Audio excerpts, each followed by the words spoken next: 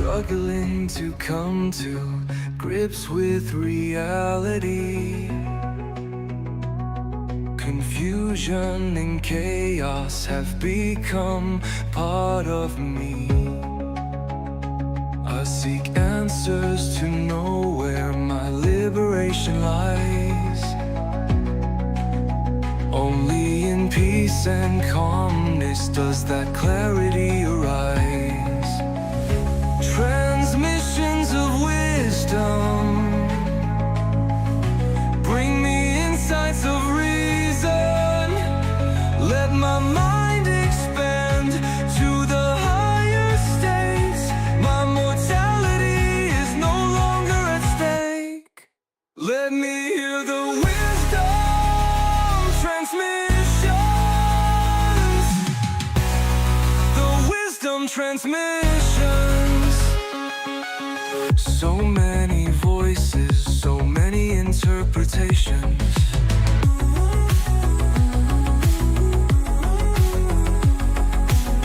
No answers given, only outward attempts.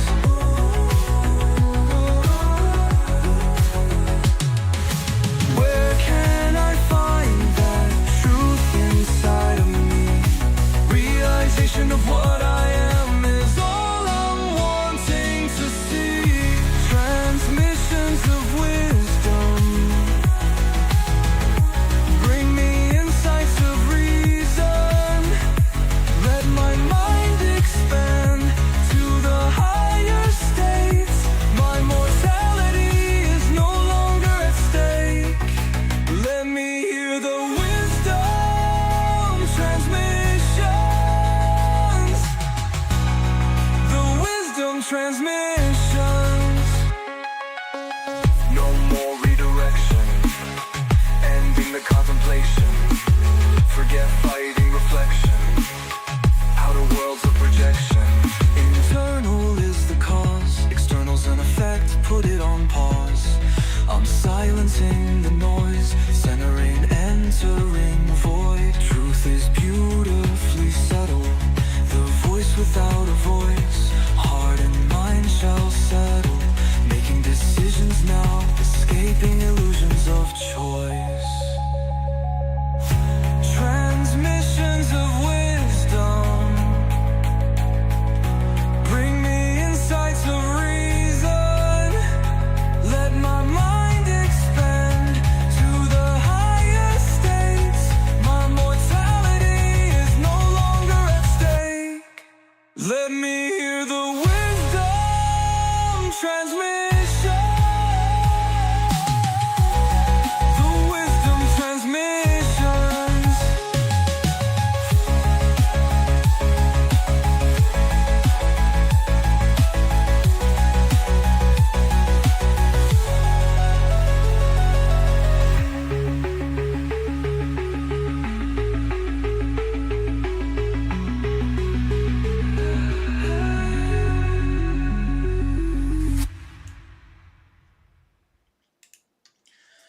And good morning, good afternoon, good evening, ladies and gentlemen.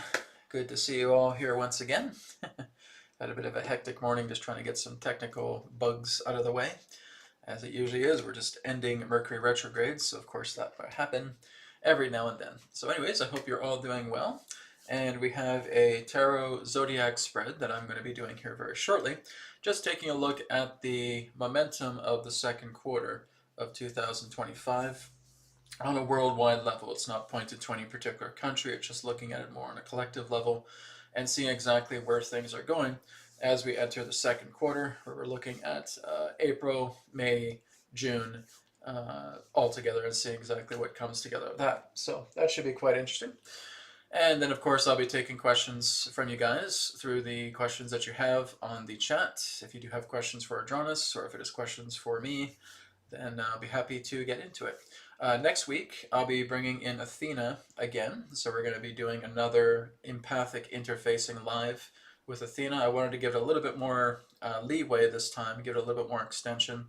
I was thinking of doing it once a month, but I think once a month is still a little too recent. So I think I'm going to probably be doing that once every 2 months now for Athena. That way with the 2-month catch-up, there's a little bit more information that can be shared during that time. But nonetheless, next week I will be bringing Athena in for another Empathic Interfacing Live. So I'm looking forward to that and hope you all join me for that. Okay, so let's go ahead and get started firstly with some announcements. Then we'll be getting right into the tarot spread and then into your questions. So as I was talking about last week, we have the Ancient Egypt Halls of Amenti Tour, the Higher Self, the Akashic Records, and Star Ancestor Initiation.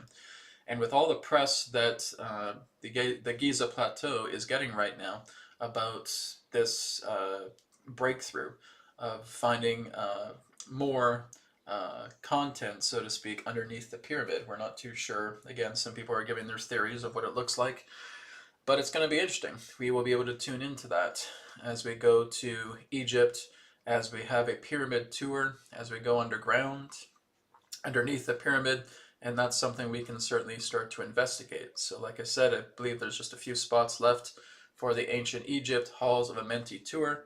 Again, it is 9 days, 8 nights. I'm going to be, again, bringing in a connection to the star ancestors. We are going to be looking for extraterrestrial contact when we're there in ancient Egypt, so this is going to be wonderful. We're going to have a really great time. This is happening between November 8th and November 16th this year.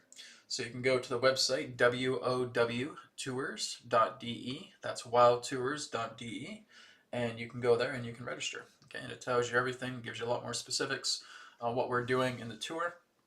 I'll be doing some presentations as we go on a cruise ship, so that's going to be really exciting. I'm looking forward to it. So a lot of it really is looking at the halls of Amenti, looking at the Akashic Records, looking at the star ancestors, connecting to the higher self. And again, like I said, having that star ancestor initiation so that you can naturally connect to the Akashic Records. That is all part of the initiation. It's going to be wonderful. Okay, so that is Ancient Egypt. Looking forward to that. And then, of course, we have some updates with etherics. I am bringing back the Prana beds. Okay, so the Prana beds is the technology that I used the very first time when etherics was just starting to launch, debut for the first time. We had the Prana beds. Now the Prana beds have been supremely upgraded. So I discontinued them for a while because I was focusing more on the Taurus beds, and the Taurus beds are still on etherics as well too. They are our cotton beds, our cotton bedding, right? Basically called the Taurus bed sleeping kits. But the Prana bed is now coming back, and it's going to be up later this afternoon. There was a few bugs on the website that I'm just finishing up, and later this afternoon it is going to be available. So those are the Prana bed kits. I'll give you a brief showing of what they look like here. Okay, so for those of you who have purchased it in the past, you'll see again it is still the same design. We have 4 different types of colors. We have gray, blue, gold, and pink. Okay. Like I said, don't purchase it just yet at the time of this recording. I am just starting to get some final bugs worked out, but it will be ready this afternoon after 1 p.m. Pacific time. So anytime after 1 p.m. Pacific or 4 p.m. Eastern, go onto the website. I'll have all the bugs done by then, and they will be ready for purchase. Okay. Now these include shipping. This is free shipping. You do not have to pay for shipping for these beds. Okay. And they ship all over the world, and they have incredible upgrades to them as well too. If I can probably talk about them very quickly here. So we have natural frequencies included within these to work on all of the organs, the glands, the bodily systems, the energy systems. We also now have the 15 color vibrational frequencies that also help to balance out everything in the body, your mental and emotional body as well too. We also have astrology frequencies within this pertaining to all 10 benefic optimized planetary vibrations. We even have Vedic mantras put into the symbols as well too. And I'm also teaching people how to activate it so that you get that feeling, that wonderful feeling of cleanliness inside of yourself every single time. And it's just a matter of placing your hand down upon the activator symbol, which is the big symbol there that you see on the center of each of the items. And you're just breathing into it. You breathe in fully, you breathe out fully. What you're doing is you're running your prana so that the technology is aware of your energy. As it's aware of your energy, you're going to be getting that incredible buzzing, cleaning sensation all the time. So the key here is to, as you're activating the bed, putting your hand down on that central symbol there, that big lotus flower that stands out. You're putting it there, You're breathing into it about a good 5 times, full breath in, full breath out. The bed technology now recognizes your prana, and now it starts working with your prana specifically. So that's extremely important. So I'll be reminding everybody about that. I'm going to be doing another video this afternoon that'll be up on the YouTube channel about the prana beds. Okay, but these are the new and improved version 2s. Okay, so the version 2s are going to be available, and like I said, it's free shipping worldwide. You do not have to pay for shipping. It is all included in the price. So that is going to be exciting. So you can check that out later this afternoon. Check it out after 1 p.m. Pacific, 4 p.m. Eastern today. Okay, moving on, wisdom transmissions. So like I said, we do have private live sessions, 3 questions by email, full body scan and sourced healing, Akashic record sessions, and energy cord attunements. So these are the services that are available. You can also find online courses here through wisdomtransmissions.com, the Etherics Academy, student training online, coaches training online, and of course the complete resonant dowsing course that is available. And of course I do have the Adronis classroom that is taking place every Sunday at 9 a.m. Pacific time. It's only $18 per month. You can start off with a 7-day free trial, cancel anytime. But you can check that out, patreon.com/Adronis. And there's updates for Predict My Astrology. Like I said, this is the newest project, I should say, that I'm working on. And I'm going to be adding 2 other different styles of astrology to this. So we do have Vedic astrology on here. I'm going to be bringing in Western astrology or tropical astrology. And I'm also going to be bringing in Chinese astrology. Okay, so this is going to be updated this Friday. So by this Friday, I will have all 3 types of astrology available as reports through predictmyastrology.com. A team of mine is currently building the free horoscope. It takes a little bit of time because it's pretty sophisticated. We're hopefully going to get that ready maybe before the end of April, early May, to have a free horoscope sign up as well too. We're just building up the system, so it's going to take a bit of time, but that is going to be available for everybody. That's going to be available for the Western astrology, the Vedic astrology, and the Chinese astrology. So it's going to be really amazing. So that will be up this Friday. So you can check this out now at predictmyastrology.com if you want to have Vedic astrology reports. That is available right now. And then finally, we have readings with Brianne. So Brianne is now starting to do some collaborations with others besides me. So that's good to see. But she is available for her private sessions of tarot and of course crystal ball readings as well too. She is doing a magnificent job, so please make sure you're supporting her as well. Go to her website, readingswithbrianne.com. Okay, so that takes care of the announcements. So now we're going to go ahead and get started with the tarot spread today. We're going to be looking at the 2025 second quarter momentum ahead for the entire world. So I only have 1 camera, so I'm going to do what I can to accommodate this appropriately so everybody can see the cards when I do the spread. So let me just go ahead and move the camera down on the desk here so you guys can get a good view. Hopefully I can keep this camera still. Let's see, maybe this way. There we go. Okay. Hopefully that works. All right, so that is the question we're going to ask today, is in regards to the second quarter of 2025. What is the momentum ahead for the entire planet? Let's see what we got here.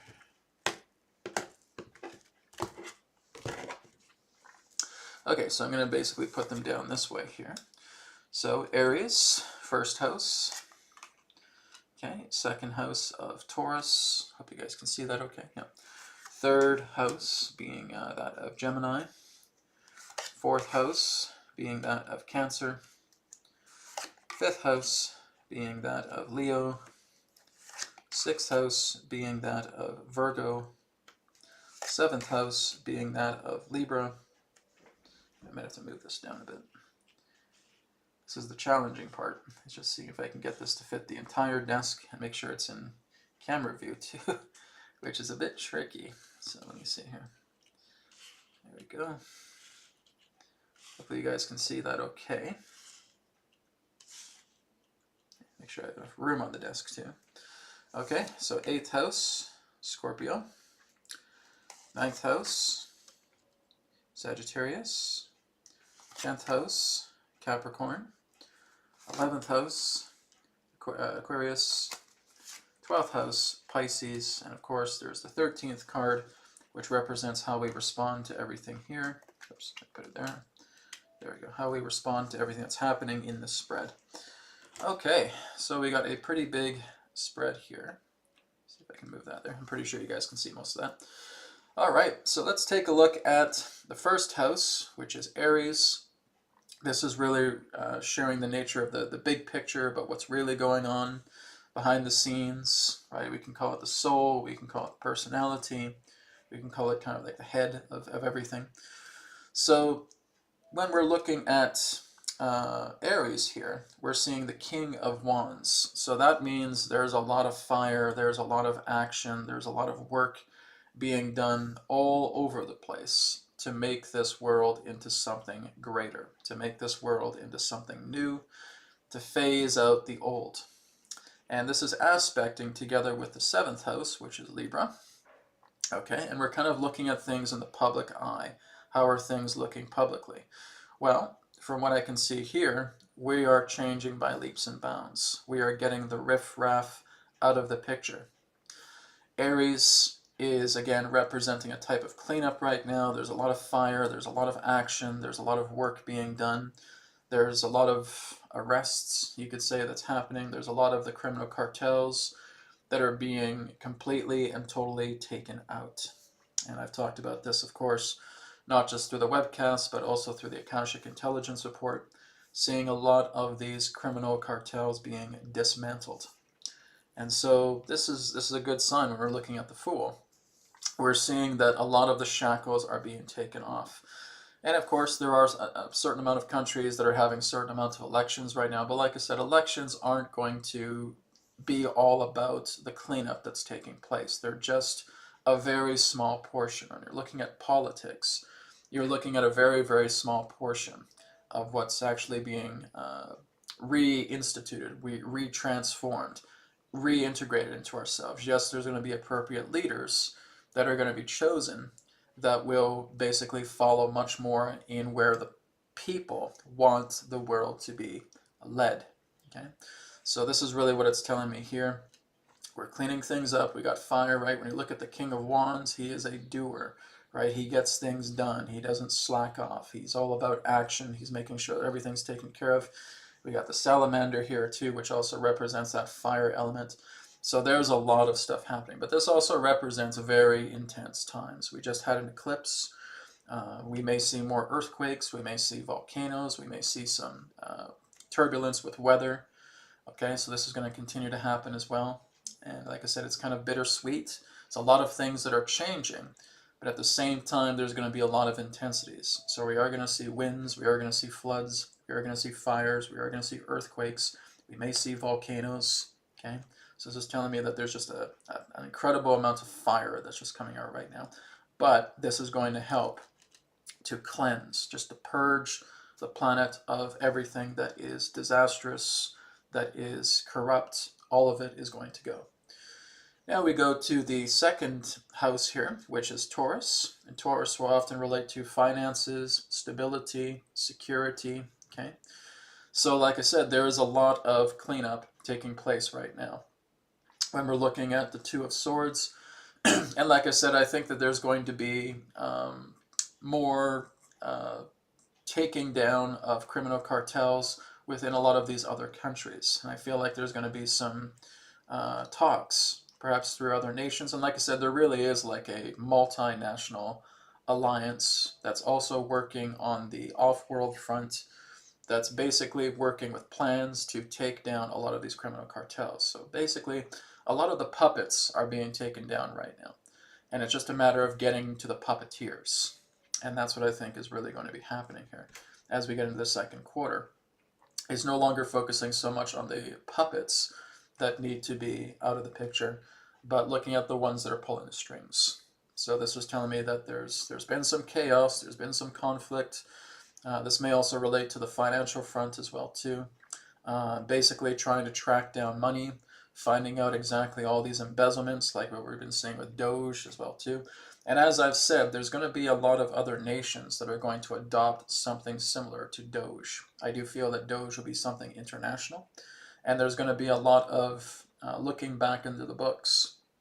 Okay, what does this program do? Why is there so much money being spent on this budget, etc.? So it's a complete and total flushing out. It's like an enema. We're basically looking at a financial enema taking place on the planet. And this is matching together, or aspecting together with the 8th house, which is Scorpio, scandals, secrecies revealed, right? A lot of depictions and exposures of all of these different ridiculous projects or foundations or, again, funding supplies to, I guess you could say, absurd things. But this is all done because it's all about payouts, it's payoffs, it's bribes, right? And so they're utilizing these sort of ridiculous institutions and the funding sources going to these different so-called projects. And a lot of them are just beyond absurd. If you've been following with what Doge has uncovered, to look at these things and see exactly what they've been going to, right? You're looking at billions and billions of dollars. And even if we start doing this internationally, you're looking at trillions of dollars, right? So it's an absurdity, but like I said, at the same time, we kind of knew that this was going to happen. We knew at some particular point there would be the idea of the money trail, following the money trail. Why is all this money going to these certain organizations? And all of it is really going to be paid back. And like I said, this is going to lead to $1 trillion recovery that is going to be going towards the entire planet. This is going to go towards prosperity funding. This is going to go towards universal income, right? That's really where it's going. It's not going to happen right away, but we're basically putting all this money back into the piggy bank. And that's what's going to happen worldwide. It's not just the States that is doing this or North America that's doing this. It's going to be the entire planet. So we're going to have this type of adoption of Doge-like systems coming together, sweeping clean of all of this quote-unquote government efficiency or lack thereof, and being able to kind of create this gigantic piggy bank where all of this money is being returned. And so, like I said, there is so much hunting down of a lot of riffraff, of cartels right now. It's all over the place. It's all over the world. Everything is basically being pulled down, ripped out, and there's going to be overhauls taking place. Okay, so again, King of Pentacles in Scorpio. So like I said, we're going to see scandals, we're going to see secrecies, we're going to see tremendous change. We're going to see things that are just horrifying, though, at the same time. As good as it is to see this happening, that we're pulling out a lot of the funds that have been robbed from people, right? And we're going to see it now starting to come back to the people. So like I said, there's always a receipt. There's always a rebound. It does not matter if it's these criminal cartels that have spent centuries robbing people. They are going to have everything taken away from them. And all they've really been doing is they've been working on borrowed time. Their borrowed time has lasted an extended amount, but they're still working on borrowed time. Everything that they have seized through their greed, through their corruption, through manipulation, through war, through murder, through everything that is hideous and despicable, it's going to be all taken away from them. And so the second quarter, we're going to see a lot more of that unfolding. We're going to see, again, a lot more scandals. We're going to see a lot more people, okay, this person has now, maybe there's more celebrities that are caught up in the traffic rings, right? I think we're probably going to see a lot more of that as well, too. We're going to see a lot more of these so-called leaders being exposed for who and what they truly are. It's a world of fakeness. It's all of these celebrities and world leaders and political leaders in that sense, and so many of them are fake, so many of them are corrupt, and we're seeing the whole Tower of Babel basically being blown down. It's like a tower situation here. Of course, we got the tower. Oh, no, it's the moon. We don't have the tower in the spread here. Thought that was a tower for a second. I was looking at that. That's the moon. Let's go on to the third house. Third house is Gemini, and that is all about communication. Okay, so we have the Lovers here. So we just went through a Mercury retrograde, of course. But to me, it feels like there's going to be some more talks. There's going to be some more open exposures coming over the airwaves. Okay, we're going to see some more, I guess you could say, sickening displays of, like I said, more world leaders just being caught in the act. We're going to see some more secrecy being pulled out from the muck. We're going to see that being exposed. We're going to see billions and billions of dollars. Like I said, we're able to reclaim that and put that back into the piggy bank. So to me, it feels like there's going to be a lot of reconciliation that needs to be done. Maybe truth and reconciliation committees, maybe trials that are taking place. Media is going to be, like I said, going through overhaul at the same time. I think media is going to be scrutinized at the same time. So this tells me that maybe media might be in the limelight here in regards to communication sources. There may be some scandals and some exposures taking place there. And it's leading us into the 9th house, which is Sagittarius, which will often represent good fortune or represent abundance in that way, strength. So I think that the truth is going to be revealed a lot more. So we're going to see a lot more exposures. I mean, it just depends on the country you look at, right? There's so much going on, and doing my best to kind of look at this on a collective level. But really, in that sense, we're seeing brave people stand up. They're going to be blowing the whistle. There's going to be a lot more data dumps. There's probably going to be a lot more stuff pertaining to Mr. Epstein and his island. And there's going to be a lot more exposures coming together. That a lot of it feels like there's just these trafficking rings that are going to be exposed, that are going to be taken down, children being rescued, millions of them, right? It's sickening that that's happening on our planet, right? That we have millions of children going missing, and that they have been thrown into these rings, right? But a lot of them are being rescued, and that's the good news, okay? But a lot of strength. So this is telling us that people are standing up. They're not putting up with the BS anymore. And this is why a lot of these cabals are panicking. They don't know what to do anymore. Their old-fashioned tactics aren't working anymore. It's not working against the people. They're trying to do everything to manipulate. They're trying to disguise polls. They're trying to manipulate stories. They're trying to do everything through their own despicable, dirty tactics, and none of it's working anymore. And they're frantic. They're panicking. Right? This is not the time to be a corrupt banker. This is not the time to be a member of a criminal cartel, because you are going to be hunted down. Simple as that. That's exactly what this is showing me here.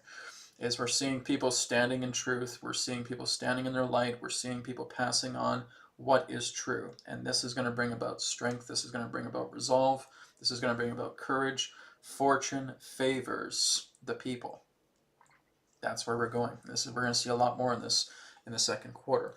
But like I said, there's going to be a lot more earth changes taking place on the planet. A lot more floods, a lot more fires, because that's exactly what they're going to do. They're going to do everything they can to try and bury evidence. And if it's contained in a certain area, you may see explosions. If it's in a deep underground military base, you may see earthquakes, fires, right? Tornadoes, hurricanes. I mean, not right away, but later on. Everything in regards to the natural disasters that can be caused by the earth, they're going to try and cover everything up. If they cannot try and fool people, they will try to destroy their evidence, and that's what they're going to look for. You may start to see more of the directed energy weapons going against certain structures as well, too, burning it down. It's exactly what they did with Hollywood. They basically burned down Hollywood so that they could cover up so much of their evidence when we're looking at the rings. And I'll refer to it just as the rings. Okay. So unfortunately, there's going to be more of that at the same time. Now, when we go to the 4th house here, we go to Cancer. Okay, so this often represents the homestead. This can represent property. But this can also represent the nature of the earth, about where the earth is going to. It's kind of like the earth is opening up. It's like Adronis has said as well, too. The earth is about to give birth. And we're about to see a new time unfold. So everything's being overhauled. Everything's being exposed. Not a single stone is being left unturned. Okay, and then we're looking at the 10th house here, which is the moon. More scandals, more secrecy, right? Everything that represents illusion and manipulation. I mean, they're going to do everything they can to lie even more. There's going to be more increasing of lies. People who you didn't think were in on it are going to be seen as being in on it. Like I said, they're really just going to try and ignore the cameras. If they're getting media, the press, talking to them about these scandals, they'll just zip up. They won't say a thing. But you can just basically tell from that they're hiding something and that they are primarily guilty. And like I said, we may say, well, Brad, why is it that a lot of these particular people who are already being seen as guilty are still being allowed to walk around? Because they're in a phase right now of being heavily exposed. That's all part of this. This is why I say this isn't really real. This is a three-ring circus. So because these people who already have more than enough proof that would basically land them in jail are still walking around. They're still walking around because they're meant to be exposed. They're going to be exposed. It's something that needs to serve the people. They've already been talked to. They've already been apprehended in a certain way, but they're allowing themselves to be carried out. They're still letting their whole life be carried out in public so that there can be scandals that can be shown to these particular, through the people, through these particular actors, right? They're actors playing a part, and you're going to see exactly how horribly exposed they are. That will therefore then lead to their takedown. Some of them do have quote-unquote immunity, but that immunity, like I said, is only going so far. It's only leading to another level of exposure. And like I said, it's a three-ring circus. None of it makes sense.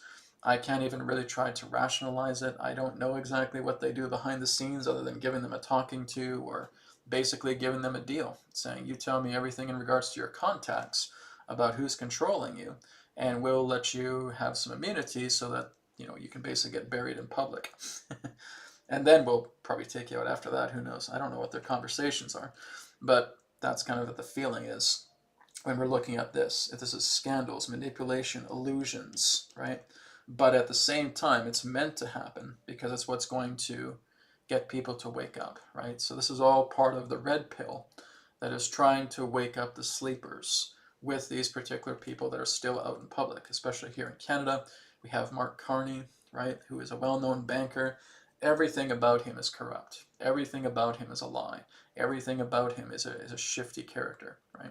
This is a person that has criminal accusations all the way up to his neck, right? But he's still waltzing around. And that's intentional. Because again, it's for the people. It's for the red pill. It's for the sleepers to see exactly what they are voting for. And if people are voting for a person like that, like I said, they need to look in the mirror really deeply to see exactly who they've turned themselves into, because this is what's being exposed. And people, I don't know. The ones who are woken, this is not to you at all. But the people who are asleep, it still boggles my mind how they're still asleep, because this is happening everywhere in regards to exposing people who are corrupt. And they're still trying to side with them. And that tells me, this is the kind of people that want to criminals, that basically want to protect people. And like I said, if we're looking at a person like that, like a Mark Carney that would come into Canada, Canada won't exist. Canada will be dead, right? If he would ever get in, because I don't think he ever would, but if he did, Canada would not be alive. It will die. And it will die a very, very horrible death if someone like that became Prime Minister, which I know he's not, but nonetheless, it's not a very pleasant thing to think about. So like I said, it's just all these criminals that are waltzing around, they're out in the public, and they are meant to be there because they are part of the red pill effect. That's going to happen with a lot of people. It's just more and more people awakening up to it every single day, and that's why these people are doing it. They are helping to create the very thing that they're fearing, and that's an awoken population, right? Okay, let's go to, one moment, let's go to my water.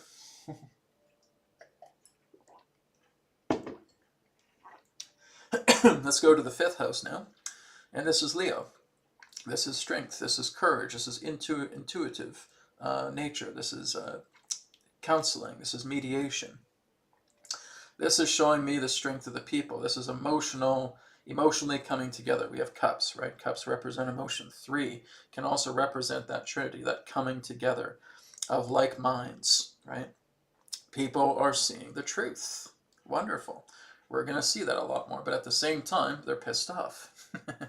They're seeing the truth, but they're angry because they're coming together, because there's a unification coming together. And there is a unification. It's not the idea of people being more separated. People are starting to come together because of like-mindedness, right? Reciprocity. That is taking place. And we see it here with the 11th house, which is Aquarius, which again deals with free-spiritedness, deals with gains at the same time. So the reward that's coming out is the truth. The truth is being exposed, and this is changing people. We are seeing the Great Awakening, right? We are seeing critical mass. We are seeing everything shifting.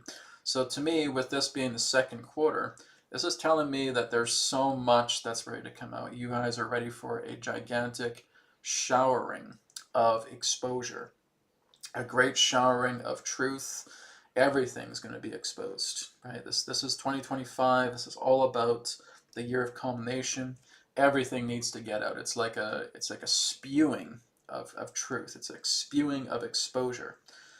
So I mean, it's it's going to be crazy. This second quarter really is going to be kind of crazy. It's like they're just taking all these things that are in the wings, and now they're just trying to push it out for everybody to see at the same time. Okay. And let's go to the 6th house here, which is Virgo. Okay. So at the same time, it feels like something very big is waiting in the wings. Okay, so we have the Hanged Man, which tells me there is going to be a very powerful event that is going to take place. Maybe it's at around the end of the second quarter or so forth. But something very, very big is ready to be exposed. It's kind of like we need to get these little things out first, and then there's going to be something bigger that we're going to share that is going to shake the very bedrock of the foundation of human civilization. Maybe it's maybe it's UFOs, maybe it's extraterrestrial disclosure, maybe it's something to do with finances, maybe it's something to do with prosperity programs. It feels like there's a very big announcement waiting in the wings, but whatever the announcement is, it's going to bring about fertility. It's going to bring about tremendous change on the planet. We are maybe just a couple of months away. It could be happening between now, maybe the next 2 to 3 months, of some very big announcement that is taking place. The Virgo itself, when I'm seeing the Hanged Man that says we got something really big here in the wings, it's kind of waiting itself out right now. We have to kind of get some other stuff out first, but there is a very, very big announcement. There's a very big exposure that we are going to give out that is going to completely sink the ship of the corrupt, and it is going to get people on their feet. And people who are already awoken are going to celebrate this. People who are asleep are going to dread this at the same time. So it may have to do with traffic rings. It may have to do with, like I said, extraterrestrial disclosure. It may have to do with money situations, with countries, with the idea of a North American Union. Who knows? There's a lot of possibilities here. But as I'm looking over here at Pisces with the Empress, and again, it kind of reminds me of the mother giving birth, right? Maybe that's what the big thing is something pertaining to the mother giving birth and seeing something colossal that is happening. It could also be something earthbound, something that may be opening up, something that's revealing the shift into a new world. So there's a lot of possibilities. I'm not getting anything, one thing specifically. Could be a combination of things. But this is telling me something is waiting in the wings. Something is ready to debut here very, very soon. And now the 13th card, working together with what we all see here, we have the Emperor.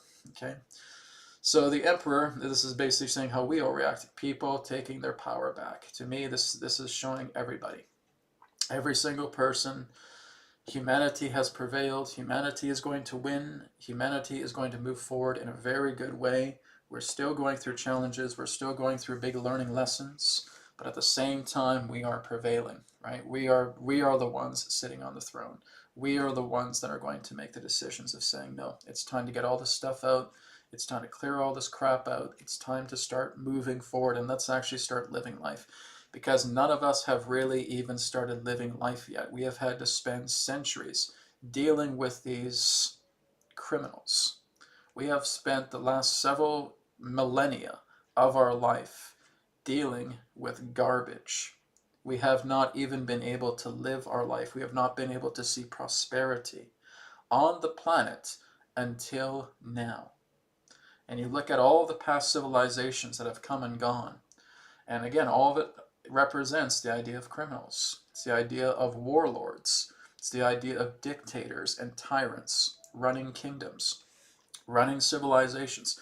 We have not even begun to even expand ourselves yet, to even live prosperously yet. We've had to deal with all this crap for centuries. And now it's finally starting to turn over a new leaf. There's something new that's coming. We can actually now start to focus on bettering ourselves. We can actually now start to focus on expanding our knowledge, being aware of who and what we are, looking much more into the mysteries of the earth, looking much more into the mysteries of the universe. That's where we're going, right? And that's going to happen within about the next generation or so. So we have spent so much time dealing with idiotic criminal nutcases that have completely delayed our evolution for thousands of years, preventing us from being able to develop these incredible innovations that could make us a star-faring race. We had the ability to do that probably back in the early 20th century. That was certainly Nikola Tesla's dream, right? Imagine if we have wireless electricity all over the planet, and the type of innovations that we could create, we probably could have been space-faring civilization by the 1920s and 1930s, if all of that was able to come together, right? But we haven't. We have been held back because we've had to deal with idiots on this planet for centuries. We have had to deal with greedy, corrupt, despicable criminal cartels, tyrants, and everything. And it's basically, like I said, we've crapped the bed, right? And it's just a matter of cleaning everything up. But now we are about to move into a pivotal age that is going to lead to humanity actually starting to live.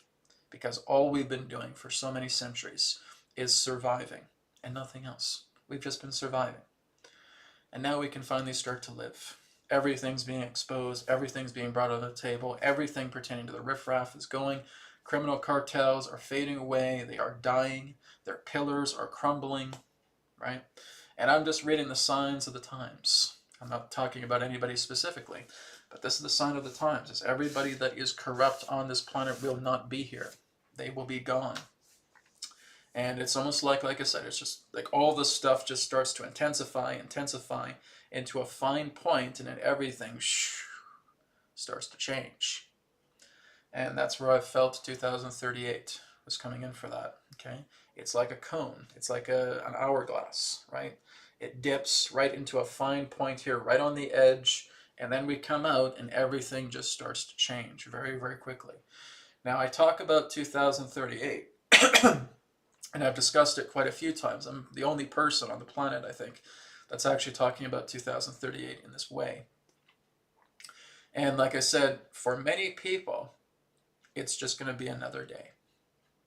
People are not going to click. They are not going to see that we've actually shifted from one universe to another. It's going to happen so seamlessly. It's going to happen so effortlessly. But we'll see that there's just this period of calmness. And what people will do is they'll just start researching events in the past leading into the present. And so, it's just because all these things here have started to culminate and that's it.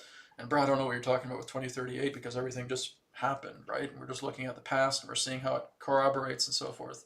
Majority of people aren't even going to realize that we've shifted from one universe to another universe in 2038. I would say about 90-95% of the people on the planet are not even going to notice. Right? And there will be those who will. There will be those who will feel. It almost feels like the ultimate Mandela effect. That's kind of what it would feel like. If we're going through this singularity, this crossing point in 2038, when about that happens in the year, I'm not sure, but around the crossing threshold point of 2038, where we see, again, that hourglass, and everything just shifts. We cross over. We shift into singularity. We move into a whole new universe. And from that point forward, corrupt is gone. There's no more corruption on the planet, right? They are basically gone. So I think there's going to be a lot of events that are going to lead up to that point, and it's almost like a cleaning of the slate. We're just seeing the slate being cleaned. But like I said, we just have to keep watching and see what happens as we go through the years. I've been told about 2038, 2037, 2038 for quite a couple of years now. And like I said, we just have to kind of watch it. I don't have all the answers. All I'm seeing is something like this, an hourglass here, here's singularity, and here is the other end. It's like going through a black hole, but it's like a universal Mandela effect. So something dramatically insane is going to change. And it's not just for the Earth, it's for the entire universe. So this is going to be interesting. like I said, we just have to kind of ride the coattails and see exactly where we go in these next few years and see if more information can be shared regarding the phenomena of 2038. Right now, I can only call it a theory because that's what I'm getting. I'm getting a very strong feeling. We're going through a culmination shift, but all I can call it right now is a philosophical theory. We have to go through it first, and then we can talk about it afterwards. But as we get closer, we'll see what comes. All right. Okay, everybody, so that is the Zodiac Spread for the second quarter of 2025. A lot of stuff is going to come out into the open. It's going to be very, very exciting. But let's go ahead and switch gears here, and let's move into some questions. So I'm just going to move my window around here very quickly. Just 1 minute. Okay. There we go. All right, so like I said, I'm going to do donation-based questions first. So if you do have donation-based questions, just make sure your questions are semi-personal or general. I'm not doing any personal questions today. Okay, that's just when Brianne comes on and joins me, which will be again in a couple of weeks. But again, if you want a private session with me, grab it on wisdomtransmissions.com. Okay, let's go to EUM142. They have a question for Adronis, and they say, "Hi Adronis, how specific can we make our manifestation so that it doesn't look like we are trying to control the outcome? How specific can we make our manifestations?" Okay, that's a good manifestation question. So let me bring Adronis in, and he can talk about manifestation. Okay, here we go.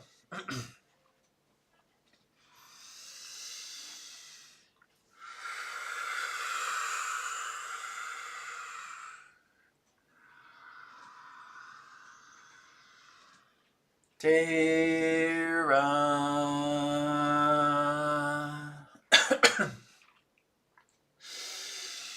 Soul Star.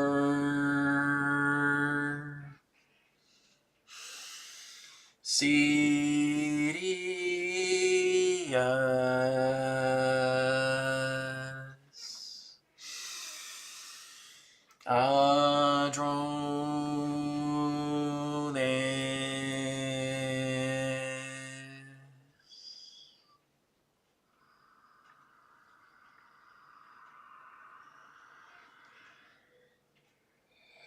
We are here. At this time, we bid you greetings, and thank you very much for the opportunity of this interaction today. I am Adronis of Sirius, sending love, appreciation, and gratitude to all who are tuning into this broadcast being brought forward through your internet collective consciousness. We thank you, EUM142, for your question about manifestation. How specific can one make their manifestation? So if you are intending a particular manifestation, you can make it as specific as you want. It's not so much about the fear of you trying to control it, but it very much is no more different than, as you would say, as a shopping list or an intention letter.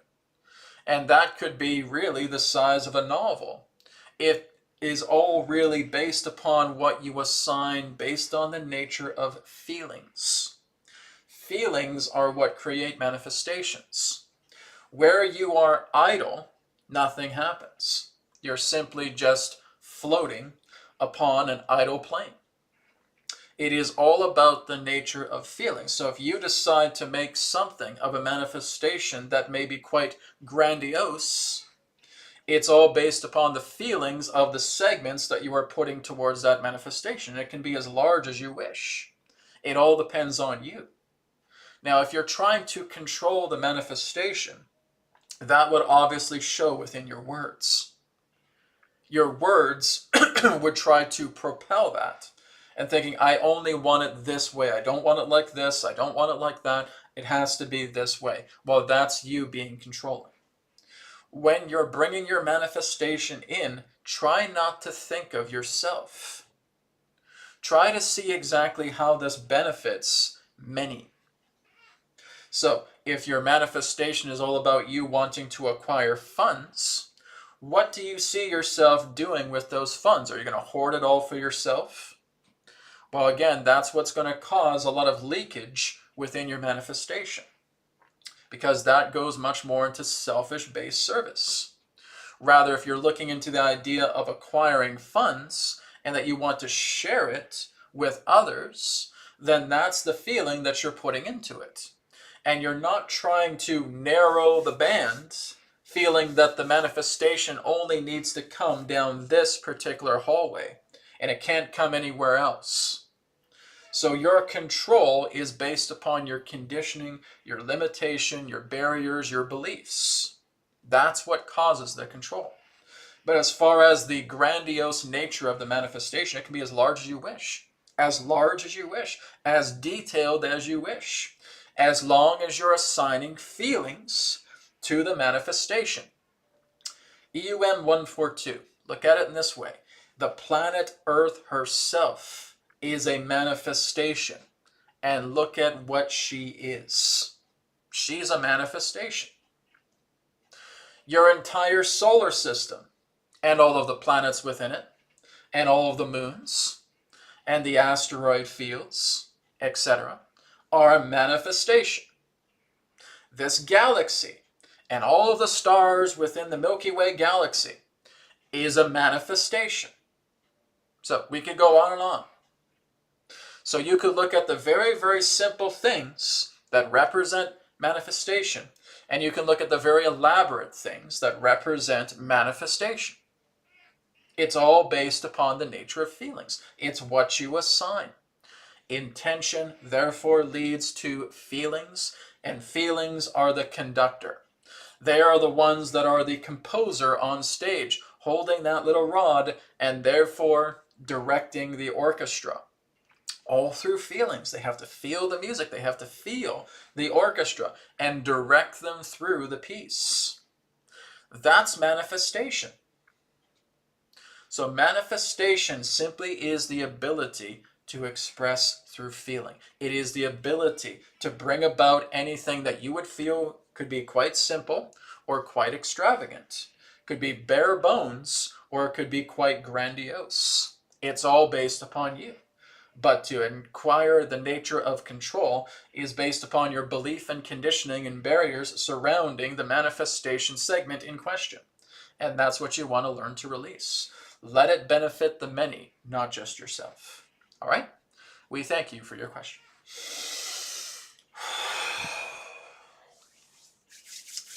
Okay, very good question. Thank you very much. Let's go ahead and move on. The next donation-based question here, we have one from Thomas. Thomas says, "Hi, Andronis. Can you please give us an update about EVs being fine-tuned? Is it architecture that matters?" Okay, one moment.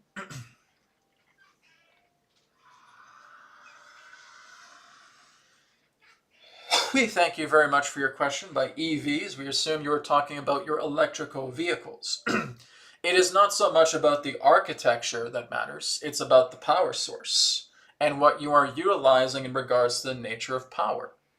You see, many of your electrical vehicles cause much more emissions, as you say, than even your own gas-powered vehicles, which means they are a step down from innovative technology, unless they get reworked.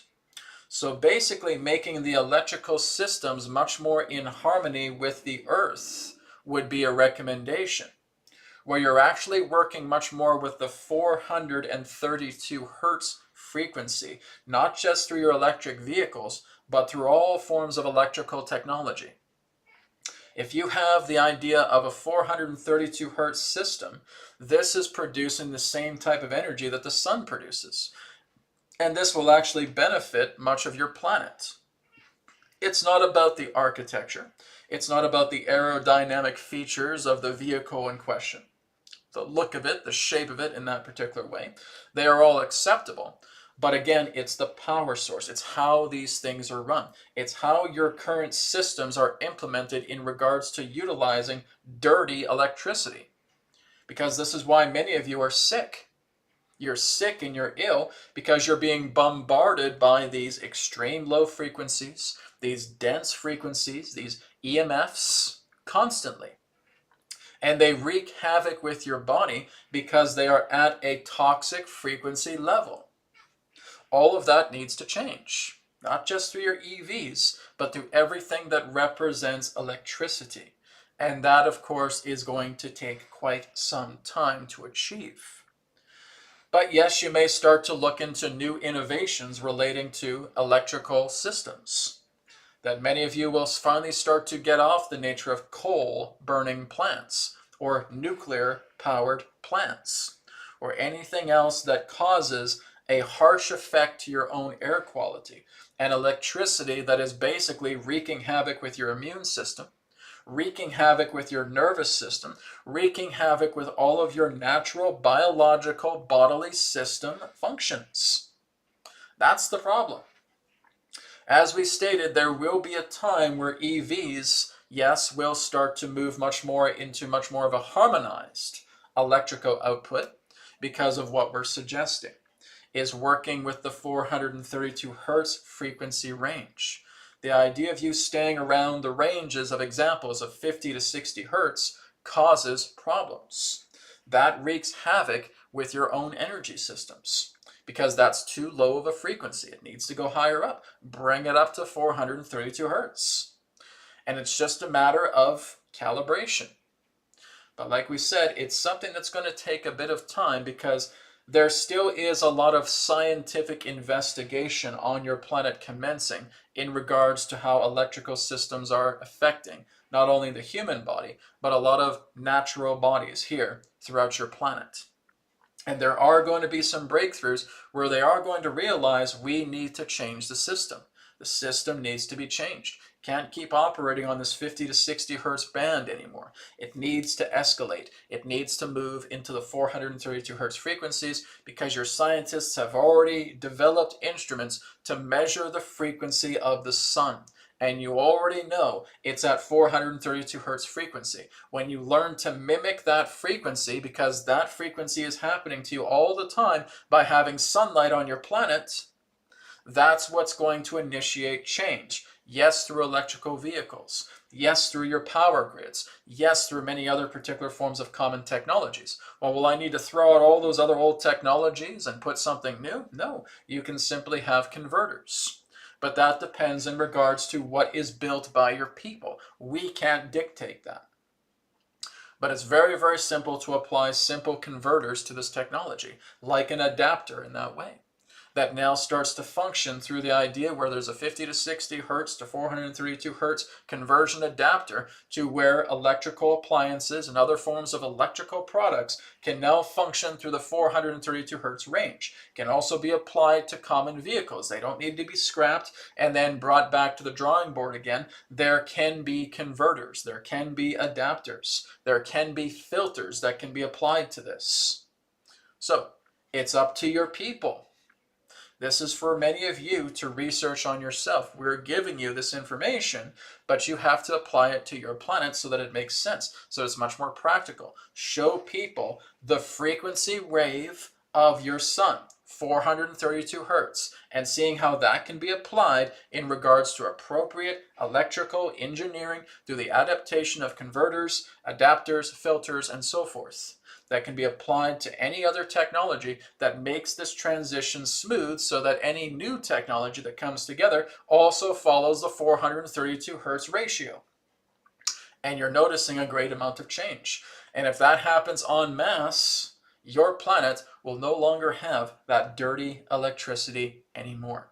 Because now your own technology and electrical devices will actually benefit the planet because it's operating on the same frequency as the sun. So this is not about architecture, other than the idea of the architecture of power systems and frequency modalities. All right? We thank you for your question. Okay, thank you very much. That was a good question, Thomas. Thanks for that. Okay, this one here is from Open Contact. We're getting some good general questions here today. It's great. Adronis, can you tell me about the structure of creation? I understand that we are inside a being known as the prime creator of this universe. One moment.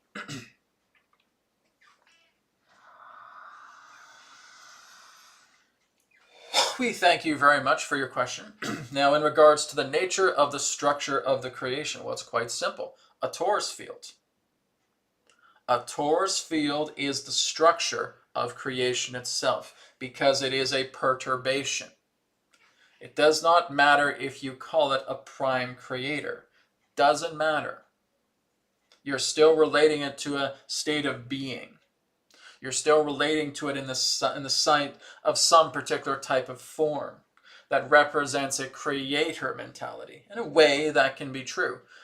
But we would say not to hang your hat on such a thing. That's more so people's beliefs than what's actually happening. If we are to neutralize all of that, and if we are to give you the exact structure of the universe, we would give you a model of a torus field. That's it. That's the structure of creation. So you have to understand that everything that represents life operates through that torus field. That you have only two geometries that exist in all of creation. Number one, the torus field. Number two, the hourglass, or you could even look at it as a figure eight. That's it. That's all you have. That's all creation has.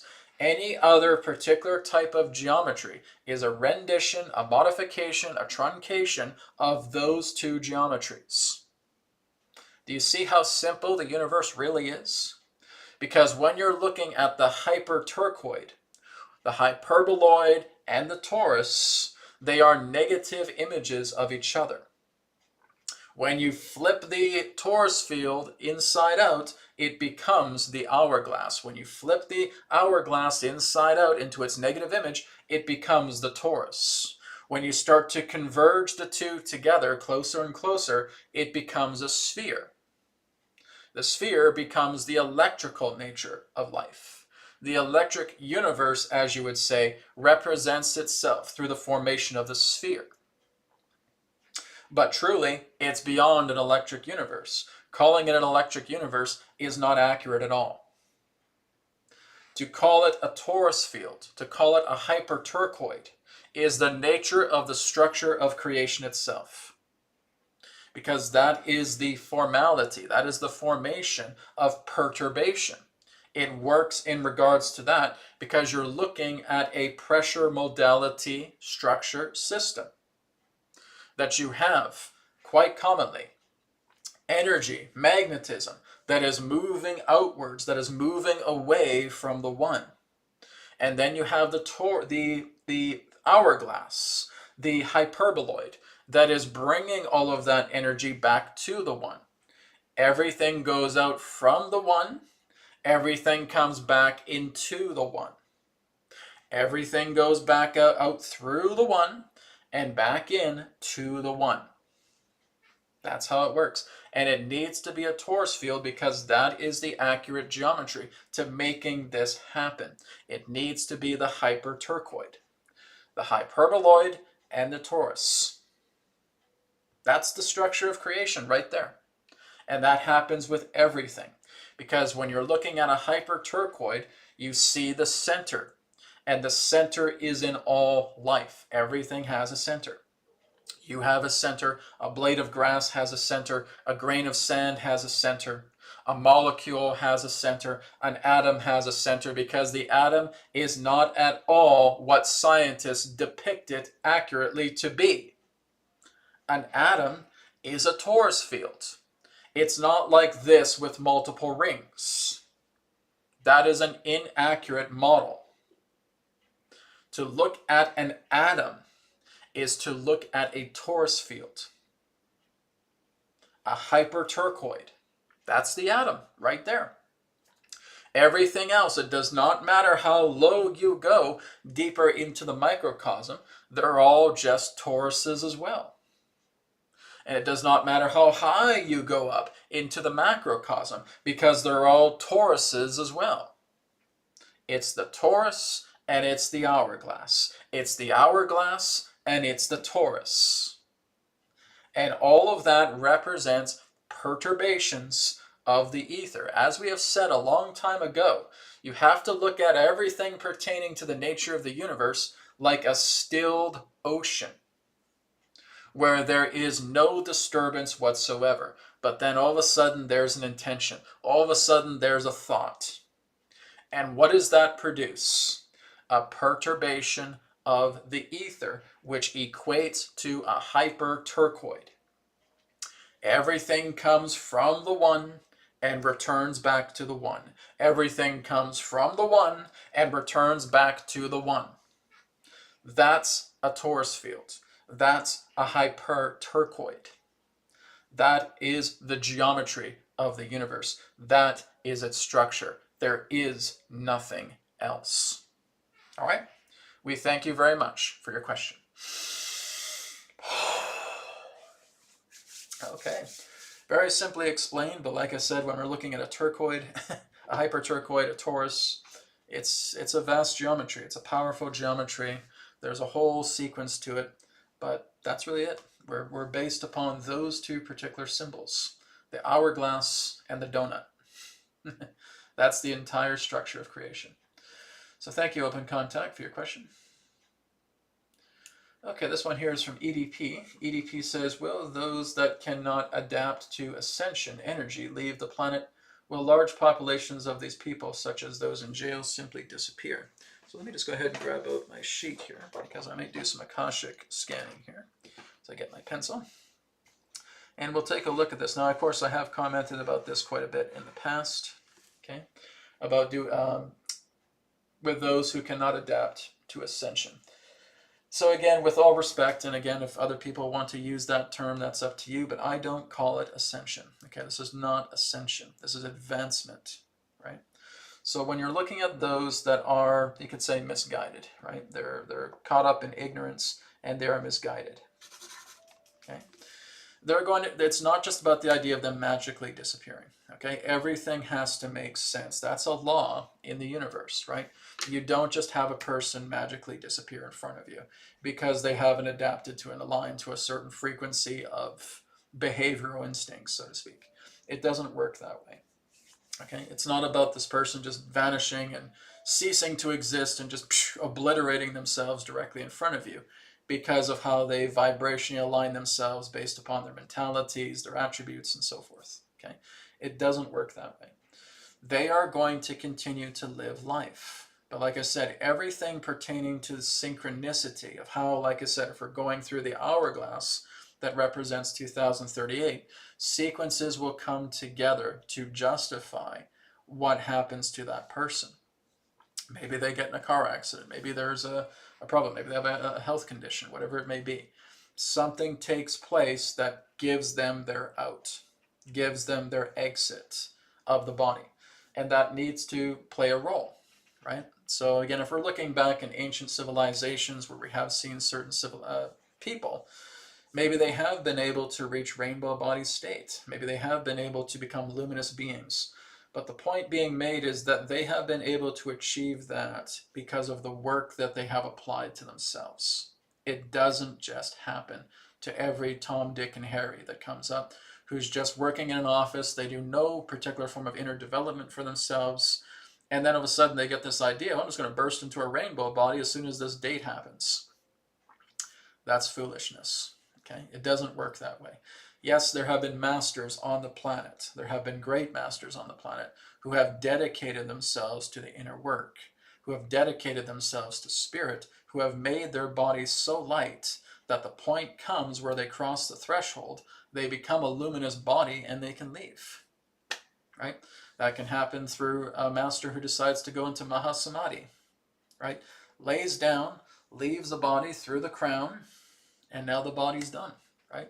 But that body can also be preserved for a very long time, right? 30, 45 days could pass, and it's like that body is still intact. It's like it feels like the master just left it, okay? So yes, there is such phenomena as that, but that is not where the majority of the planet is going, okay? For you to move into a true ascension experience, you have to make the inner world your life. You can't just skip it. And I've had so many people over the years asking about that. Brad, what about ascension? Is it possible for me to just go ahead and burst into a light being and go there? I said, well, if you're doing all this work and consistently, and you're walking the path of the masters, yes. No, but I'm like working at a 9-to-5 job and I'm just sort of pay my bills and I'm with my family, then no. Not a chance. Okay? Does not matter what's happening on the earth because that is not your experience. You cannot tune into what you are not the experience of. Okay? So this is why we will look at people, like I said, who may not be able to adapt to these, and that's why you're seeing them the way that they are. They are distraught, they are confused, they are conflicted, they are misguided, they are ignorant, right, in many different ways. And that's what's happening. Their world is collapsing because they don't know what to do. Even though when they're getting help, they're getting people that want to support and help them and say, here, I can show you how, get away from me, right? It's almost like they're just going into this temporary riling up of insanity. And my particular perspective of this, and there's been others that have said this too, and I agree with them, is that when a person is heavily emotionally compromised, they are temporarily insane. Okay? You cannot reason with a person that is heavily emotionally compromised. You just can't do it, right? You're just, it's impossible. It's like eating soup with a fork. Can't be done. So these people that are so riled up, they are so heavily emotional because they don't understand. They're trying to rely on what other people are saying life is, and it's not happening to them in that way. And they get so riled up and so confused. And you want to help them, but they just knock your hand away. They are so emotionally riled up. They're temporarily insane. Okay? And unfortunately, there will be those type of people on the planet that are riled up with so much emotions that they can be exiting the earth plane in many different ways. Some of it could be through self-imposed exit, right? I'm not going to say the word here on YouTube, but a self-imposed exit, right? Just put it together. You'll kind of get an idea of what I'm talking about. Great sickness, right? The feeling of great loss and just basically seeing the body completely deteriorated. It can happen in so many different ways, but like I said, it needs to happen through a flow of continuity. It's not just going to be a burst where this person is here and all of a sudden they're vanishing. Basically, if you see a person like that, that's not a physical person. You're basically probably looking at a projection of some particular kind. Unless you're standing right in front of a yogi who's been able to do all this work for so long and is able to manifest a rainbow body and is all of a sudden gone. But that is an extremely rare thing. So to what I can say is that they will leave the planet in regards to how they see themselves, right? And we don't need to put that on a date. It's something that the sequences of life will take care of that for that person. But that doesn't matter at the same time. I know a lot of New Agers will say the opposite. Say, no, there are people who are going to be moving up into the higher planes are just going to be a burst of light and everybody else here are just going to be taken off the planet and stuff like that. Taken off the planet by what? Because no one's going to be taking them off the planet. They will take themselves off the planet. They will expire. They will exit based upon how they've decided to live their life. Okay? So it's not going to be something that's extra phenomenal. It's not an extra phenomenal situation here. So like I've said, even with 2038, majority of the planet won't even know that anything's actually happened. But if for those who are able to tune into the subtlety, they will know. And it's going to be a very small percentage of us, right? So that's what I can say in regards to that. It's not about ascension. I have never referred to this time that we are in as ascension. I've always referred to it as advancement, right? It is an advancement of yourself. It is a progression of yourself. It is you peeling off all of those unnecessities. It's you taking out the excess clay and just seeing yourself as you are, right? But you're still going to live this life. You're still going to be in this body until the time comes when you can exit it based upon the causes and conditions of the exit. So there you have it. Okay? Hope that makes sense. Thanks very much. Okay, let's go to SD. SD says, do we need to still be concerned about shedding? Okay, we got to be careful with these kind of questions, my friends. Okay, so I got to speak in code with this. From close contact with people. So because this is a general question, I'm going to give you a bit of a general response. Then about 90 some odd % of those old pokes have basically been completely and totally dismantled. And even looking at the time to when that was ripe, going back into the early 2020s, I have told quite a few people, a lot of you don't really need to concern about it because a lot of them are saline, because a lot of them are salt water. Okay? It's not the toxins within the syringe. Okay? A lot of that was looking to be mass produced, but this is why there was so much stoppages taking place with those mass productions. They have been halted. They were on board freighters. cargo ships, containers, and a lot of them had been apprehended and been replaced. It's not to say that some toxic ones came out, but it was not in the majority sense. Okay, so there are ones that basically would be no more different than a flu shot. Okay, and with a flu shot, there can be some of that to what you're talking about as well too, or there could be ones that are saline. Okay, I've had people that have come up to me during sessions and they said, Brad, I have been basically coerced into taking that. I've been coerced to taking the syringe. Okay, that's what I'll call it, rather than the poke. I've been coerced into taking the syringe. And I go ahead and I scan them. I start looking into resonant dowsing. I start working with them. I start tuning into them. I look into their energy body in that sense. I even ask their higher self, is there any toxicity from their syringe? No, none at all. And a lot of people have come to me and asked me about that. You know, my family coerced me into it, right? I felt like I was forced into it. They wouldn't even talk to me again if I didn't take it. And I had to take it, and I feel so guilty about it. Brad, is it in my system? If it is in my system, can we get it out? And I scanned. I said, you're fine. Fine? Yeah. Whatever you took is not toxic. Okay? So that is not really going to be a worry anymore. There are those, of course, that will have the toxic aspects, and you can kind of see exactly how that happens. Their physical health starts to be significantly reduced days after taking it. Okay, it's not going to be something that lasts years. It's something days afterwards. They just, maybe their memory's starting to go. They start to feel like they're just, you know, their body just feels so heavy. They may have nervous system issues and so forth. So the good news is that a majority of them were not toxic. Okay, so do we need to still be concerned? I can't really advise you that on a general level. Okay, but from the people that I've talked to who have had it, in majority who have come to me, I haven't really found any toxic pollutants pertaining to their syringe. Okay, so that's what I can get. So that's also confirming with what I've shared in the past. I say that yes, they had a big plan to get a lot of the toxic ones out there, but it was thwarted. Okay, and the majority are basically replacements that would be no more devastating than a simple flu shot. Okay, so that's my perspective. Take it for what it is. Okay, thank you very much. I'm just checking to see if there's any more donations. I think I got them all. Okay, great. So again, if there's any other donations that come up, I will grab them. Nonetheless, we'll go ahead and look at some of the free ones here. Brad, can you look at France? What is going on with all of these taxes they're planning to add, and this book they sent to French people about surviving? Interesting. I have not heard about that, but okay, I'll look at it. Like I said, I think France's time is almost up.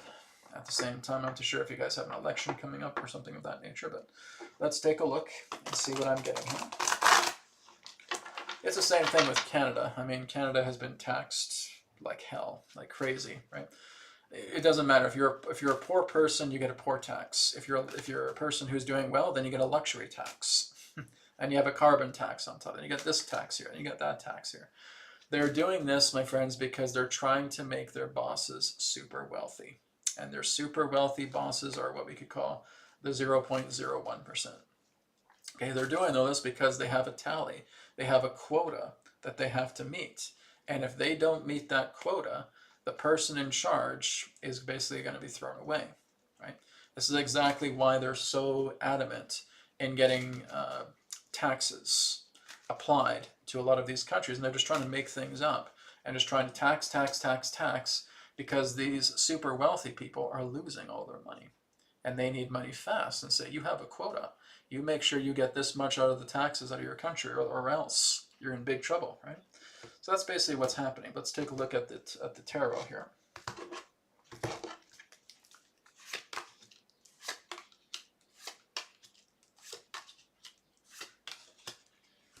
Okay, so what I'm basically feeling here, MOK, is that the whole thing that's going on with your country right now is a big charade.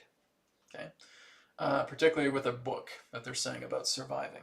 Okay, to me, a lot of this feels like an act. Okay, this is an act. This is a psyop in many different ways that is just trying to entice people, saying that we're going to tax the heck out of you, and there's nothing you can do about it. You got to follow along. All of these things are happening to, like I said, light a fire, right? And so people need to stand up even more. And that's exactly what I'm seeing here.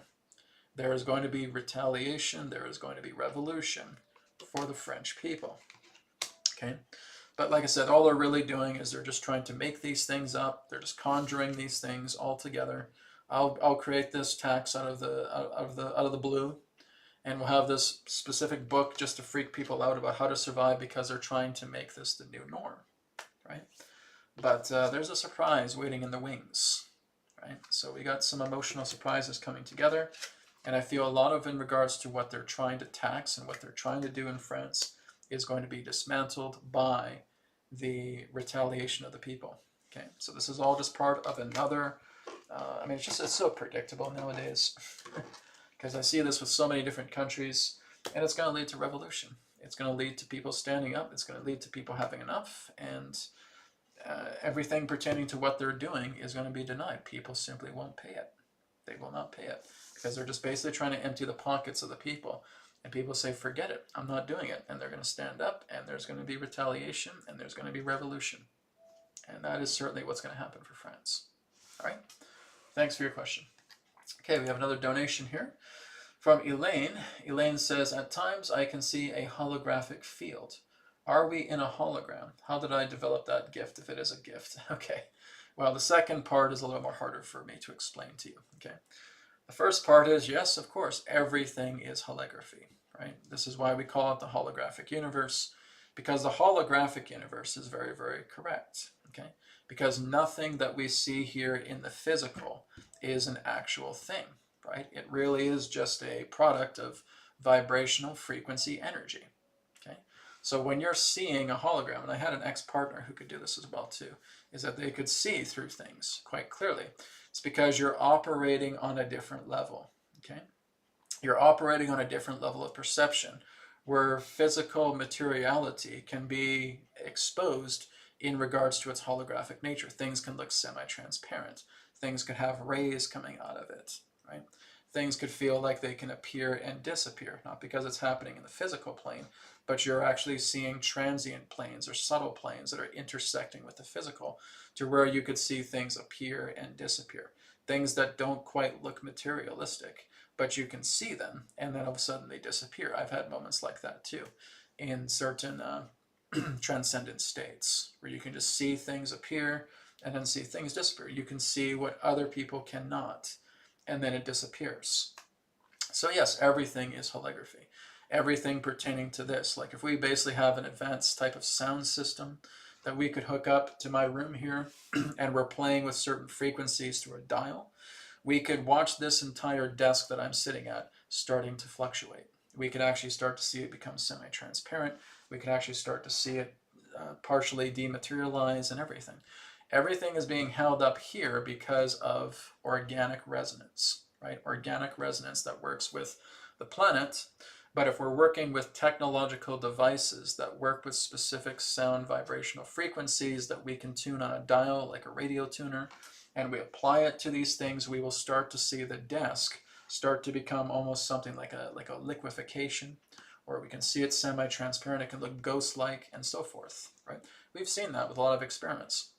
We can even make the desk float, all of those things, right? These are just working with different shiftings of polarities. So this is telling you that the entire universe is holographic, that it operates very much like what Nikola Tesla has always said. If you want to know the secrets of the universe, look into vibration, frequency, and energy, or energy, frequency, and vibration. Okay. That is the holographic universe. But where we are right now is an organic reflection of everything operating together in the state of physicality. But if you have instruments that can modify that, you will see that happen. Turning what you could call something very spooky, right? Everything around me could shift and then throw itself off the shelf and levitate and be here and not be here and teleport and all that. And for all of that to be what it is holography. That's all the nature of the holographic universe. Now, going on to your second question, how did I develop that gift? Okay. Well, it's not really something that you've developed currently. It's something that's always been with you. But as you start to do simple exercises, it can be meditation, it can be breath work, it can be looking within, it can be journaling, it can be all of these particular types of inner practices that we're doing. something clicks. And that clicking basically represents Kundalini perturbation. Okay? So wherever there is a type of activation that happens, it's because of your Kundalini. Okay? And it can be many different things. Sometimes it can be emotionally stressful situations. It can be mental barriers that are just starting to shatter right now. It can be a lot of physical, mental, and emotional situations that are intensified within you that is causing Kundalini perturbation. And through that Kundalini perturbation, certain areas of the brain become activated. Because a Kundalini activation, even when it's going up the spine, is a brain activation. When you are looking at Kundalini, Kundalini is a right hemisphere brain activation process. Okay? When you're going up to the spine itself is like the brain. It will have activation centers. It will have activation points. We have the 6 chakras within the spine. And we have the crown center, which is not a chakra, but the crown center, the transformer of our bodies. Okay? When those start to become active, or again, corresponding energetic nervous system aspects are being activated, you can have these particular types of abilities unfold. It's like when I go up to a tree and I start touching it, I can actually start tuning into the tree. I can start getting visions of the tree. I can start hearing its story about how it came into being. I can do that with nature naturally. How did that happen to me? Psilocybin. My very first psilocybin trip, I had that. And afterwards, and it's been with me for all these years, that I can just go ahead and touch a tree and I can start hearing its story. It tells me everything about itself. It tells me exactly what it depends on and so forth, how it works, how it gets all the sunlight. It tells me all of that, right? Before that time, I did not have that, right? So a psilocybin gave me a type of Kundalini perturbation so that I could activate that and have that. So Elaine, I don't know your history, okay?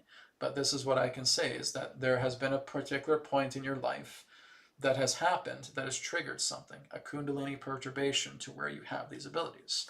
And the same goes for many others of you that may have something similar. That, Brad, I can see reptilians hanging around people all the time. I've had people comment to me and tell me that. I've had ETs or Greys, for example, who I see kind of wandering in my backyard, and they'll go behind a tree and then they'll vanish. Okay, because they have the technology, or they could be a projection and so forth, right? So there's a lot of those advanced situations that happen that could throw us for a loop. But nonetheless, a lot of us have these abilities. We can call them gifts if you want. You want to call them gifts? Fine. It's fine. They're really just natural abilities that we have. They've been dormant for a certain time and something triggered them awake. So, Elaine, that's a bit of an explanation of what you have. Okay? So, nurture it. Nurture it and let it be something that can help you help others in regards to it. Again, I can't say exactly what you're able to see or what you're able to perceive, but maybe that's something you want to share with people a lot more, and that could be very beneficial for others. All right? Thank you very much. Okay, let's continue on here. Okay, let's see. Let me just go down a little bit more. How are we on time? Okay, we're almost done here. We gotta wrap up here pretty quick. Plus, I gotta do some work here before I launch the new bids. So I'll probably take one more question here before I wrap up. Let me see here. Okay, I think we'll end with Anna Schilling's question here. Anna says, a question for Brad. Recently, there have been some structures discovered underneath the pyramids. Are these of organic nature or man-made? Well, basically, if we're looking at, for example, the Great Pyramid of Giza, because that has been in the press as of late, and what they are saying is that they have worked with certain like sonic radar, I can't remember the name of the technology, but they're finding structures underneath the pyramids. And when we go to Egypt together, my group, we're going to explore that a lot more, okay, to look into these structures that are underneath the Great Pyramid of Giza, okay. So basically, from how it has been refined, these are man-made structures to work with nature, okay. So when you're looking at the pyramid builders, do any of you have an idea of who the actual pyramid builders are? Okay. Give you a bit of a pause, maybe you can think about it. Some of you may say extraterrestrials. No. Brad, Atlanteans? Yes. Okay. Atlanteans are the original pyramid builders if we're going back many thousands of years. Okay, if we're looking at the ancient pyramid of Giza, that is a structure that is at least 20,000 years old. Okay, it's not 3,000 years old or 5,000 years old, as scientists put it. Simply, you could not build a structure like that with the type of desert that's here, right? You'd have to do a lot of different types of excavation. Therefore, as we see something that's about 2,000 feet underneath the surface of the Great Pyramid of Giza, that is indicating that this was built prior to the time of there being a desert there, which is at least over 20,000 years ago. Okay, and what you're looking at, I got a little orb on my camera here. What you're basically looking at is man-made geometry or man-made engineering that complements a natural force. So when you're looking at that, it's like looking at an obelisk. And you have these particular columns that have spirals going down them. So when you look at it from the top down, it looks like a clockwise spiral. But of course, then when you look at it from the bottom up, it looks like a counterclockwise spiral.